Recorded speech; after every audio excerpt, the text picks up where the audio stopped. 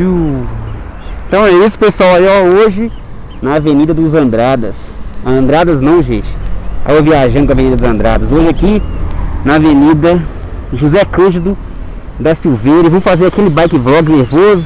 Como de sempre, não tem o freio da frente. Porque o freio da frente já me derrubou 2 vezes. Então para evitar de estresse, já arranquei ele, né?